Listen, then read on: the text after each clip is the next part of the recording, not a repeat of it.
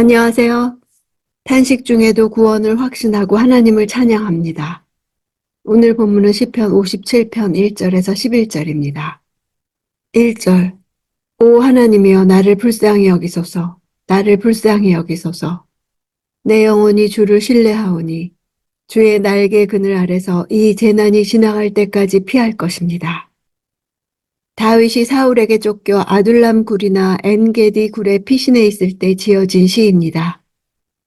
하나님, 즉 엘로힘 호칭을 사용한 것은 대적들은 너무나 막강한 힘을 가졌던 반면 자신은 너무나 무력하여 전능하신 하나님의 도우심을 구하는 것입니다.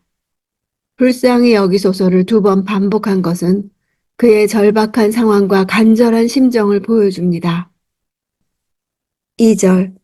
내가 지극히 높으신 하나님께 나를 위해 무엇이든 하시는 하나님께 울부짖습니다. 나를 위해 무엇이든 하신다는 것은 나를 위해 안갚음해 주시고 보복해 주시는 하나님을 뜻합니다. 하나님은 억울함을 해결해 주시는 하나님, 신원해 주시는 하나님이십니다. 온갖 위험들에 처했지만 가장 높으신 하나님의 완전한 도움을 믿는 것입니다. 3절. 그분이 하늘로부터 나를 구원하시고 나를 삼키려는 사람들을 꾸짖으실 것입니다. 셀라. 하나님께서 그의 신실하신 사랑과 그의 진리를 보내실 것입니다. 하나님께서 하늘로부터 구원하기 위해 보내시는 것은 그의 신실하신 사랑과 진리입니다. 신실한 사랑 헤세드는 하나님의 그칠 줄 모르고 실패하지 않는 언약에 근거한 사랑입니다. 사랑과 진리는 언약 백성을 향한 하나님의 성품을 가장 잘 압축한 말입니다. 4절. 내 영혼이 사자들 가운데 있습니다. 불이 붙은 사람들 가운데 누워 있습니다. 그들은 바로 사람의 자손들인데 그 이는 창과 화살이요 그 혀는 날카로운 칼입니다. 불이 붙은 사람들이란 불을 놓는 자들을 뜻합니다. 누군가를 파멸에 빠뜨리기 위해 공격 대상이 거주하는 곳에 불을 놓는 자들입니다. 맹수들 가운데 가장 사나운 사자들 가운데 있고 자기 처소에 불을 놓는 자들이 있다는 것은 참으로 공포스러운 현실이 아닐 수 없습니다. 그럼에도 불구하고 이에 대해 대책이 없고 자신이 그 중에 누워 있다는 것은 대적자들 앞에 너무나 유약하여 결코 그들을 대항할 수 없는 속수무책의 입장에 있음을 나타냅니다. 여기서 사람은 아담입니다. 흙으로 만들어진 연약한 존재를 뜻합니다. 그들이 사람의 자손들이라 함은 대적들이 아무리 사자처럼 난폭하고 불처럼 혹독하게 자신을 추격해 들어와도 그들은 하나님이 치시면 부서질 수밖에 없는 연약하고 보잘것없는 유한한 인간임을 암시합니다. 창과 화살과 칼은 대표적인 공격용 무기로 창과 활은 멀리서 공격하는 무기고 칼은 가까운 데서 공격하는 무기입니다. 대적들이 공격하는 다양한 모습을 상징합니다. 그들의 위협이 얼마나 파괴적이고 치명적인 것인지를 말해주고 있습니다. 5절. 오 하나님이여 하늘보다 높임을 받으시고 주의 영광이 온 땅을 덮게 하소서. 이 구절은 후렴구입니다. 후렴구가 이 시의 중심 주제를 이룹니다. 다윗은 자신의 시선을 대적들에게서 하나님께 돌리고 있습니다. 그의 몸은 더 이상 떨어질 수 없는 비참한 상황에 놓여 있었으나 그의 심령은 구원하시는 하나님을 바라보고 있었습니다. 하나님의 영광이 높아지기를 간구하는 것은 공의로운 하나님의 판결을 믿기 때문입니다. 하나님의 영광이 온 땅에 드러나는 것을 통해 자신이 구원받을 것을 아는 것입니다. 6절. 그들이 내 발을 걸려고 그물을 쳐두니 내 영혼이 원통합니다. 그들이 내 앞에 구덩이를 파놓았지만 결국은 그들 스스로가 빠지고 말았습니다. 셀라. 다윗의 시선이 다시 대적들에게로 향합니다. 당시 사울은 다윗을 발견할 경우 반드시 신고하도록 조치를 취했고 왕으로서 돌봐야 할 국정은 포기한 채 친히 자신의 정예군을 이끌고 다윗 수색에만 몰두했습니다. 그런 사울의 악행을 마치 짐승을 잡기 위해 그물을 친 것으로 빗대고 있습니다. 내 발을 걸려고 라는 말을 원문으로 보면 내가 걸음을 내딛는 곳마다입니다. 다윗이 걸음을 내딛는 곳마다 그물이 매설되어 도무지 한 걸음도 내딛지 못할 상황을 묘사하고 있는 것입니다. 억울하다는 것은 사울에게 쫓기고 있는 현실이 너무나 부당하다는 것을 호소하는 것입니다. 구덩이는 함정이나 무덤을 가리킵니다. 사울이 다윗을 해치기 위해 취한 여러 가지 수단과 방법을 가리킵니다. 그러나 사울의 여러 가지 술책들은 결코 성공할 수 없었습니다.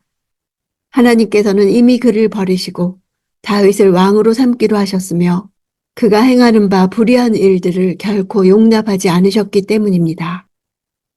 사울과 그의 부하들이 오히려 공경에 빠진 일은 특히 사무엘상 24장에 나오는 엔게디에서의 사건을 염두에 둔 것으로 볼 수 있습니다. 사울은 다윗이 엔게디에 있다는 소식을 듣자 대규모의 병력을 풀어 수색했으나 잡지 못했습니다. 오히려 다윗이 숨어있는 굴에 들어가 용변을 보려다가 다윗의 부하들에 의해 죽을 위기에 처해지기까지 했습니다. 지금 다윗은 사울이 자신을 죽이려 했으나 오히려 죽음의 위기에 몰렸던 바로 그 사건을 회상합니다. 셀라 하고 잠시 쉬며 하나님의 개입을 보고 안정감을 찾았습니다.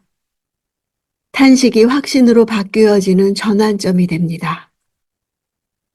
7절 오 하나님이여 내 마음이 정해졌습니다. 내 마음이 정해졌습니다. 내가 내 마음을 다해 노래하고 찬양하겠습니다. 원문으로는 내 마음이 정해졌습니다. 두 번 그 사이에 오 하나님이여 엘로힘 이름이 배치되어 있습니다. 다윗은 다름 아닌 전능하신 하나님을 중앙에 두고 마음이 정해졌다고 고백하고 있는 것입니다. 더 이상 마음이 흔들리지 않는다는 고백입니다. 8절 내 영혼아 깨어라 하프와 수금아 깨어라 내가 새벽을 깨우리라.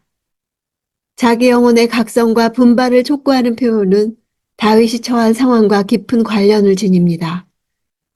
사울의 질투와 증오로 인하여 생명이 위급한 지경에 빠졌던 다윗은 사실 그 위험과 불안 속에서 그 영혼이 절망의 수렁에서 깊이 잠들어 있었던 상황에 있었을 것입니다. 그러나 이제 확정된 마음을 가지고 보니 자신이 처한 상황이 아무리 암울하다 해도 하나님을 찬양할 수 있음을 자각한 것입니다. 하프와 수금은 다윗이 즐겨 연주하던 악기이기도 합니다. 그러나 사울에게 쫓기는 상황에서 다윗은 악기를 사용하여 하나님을 찬양하는 일에서 멀어졌을 것입니다. 따라서 다시 영적으로 각성하게 된 다윗은 하프와 수금을 의인화하여 깨어날 것을 명령하고 있습니다.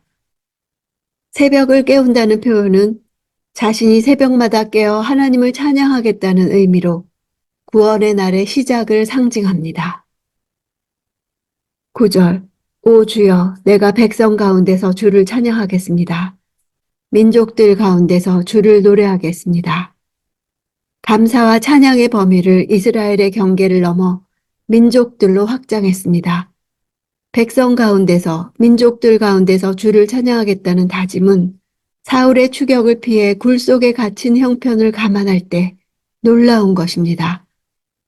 그러나 다윗은 자신이 기대하는 바처럼 온 우주의 진정한 주권자이신 하나님으로부터 구원을 받게 됩니다. 찬양은 하나님께서 행하신 일을 전하고 증거하는 역할을 합니다. 그는 이스라엘 백성들뿐 아니라 온 민족을 그의 증거의 대상으로 삼고 있습니다. 10절 주의 인자는 커서 하늘보다 높고 주의 진리는 구름에까지 이릅니다. 후렴구입니다.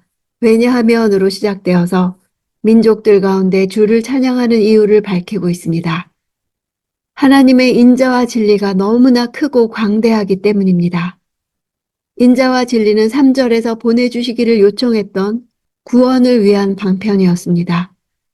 주의 인자와 진리는 너무나 커서 인간으로서는 능히 측량할 수 없으며 이를 거스르는 악인들이 방해하거나 막을 수 없다는 사실을 강조하고 있습니다. 이는 민족 중에서 찬양할 충분한 이유가 되는 것입니다. 다윗은 사납게 으르렁거리는 야수들에 둘러싸인 듯 했습니다.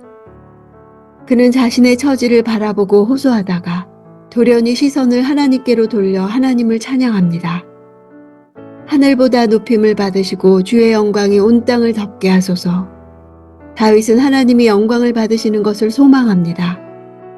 눈앞에 닥친 어려운 환경에서 구원해 주심으로써 영광을 받으실 것이라 선포합니다. 결국은 모든 게 바로잡히고 제대로 풀려나갈 것입니다. 형편이 달라지지 않는다 할지라도 내 삶을 통해 영광을 받아주시길 소망할 때 하나님은 자녀들을 향한 그분의 뜻을 선명하게 이루어 가실 것입니다.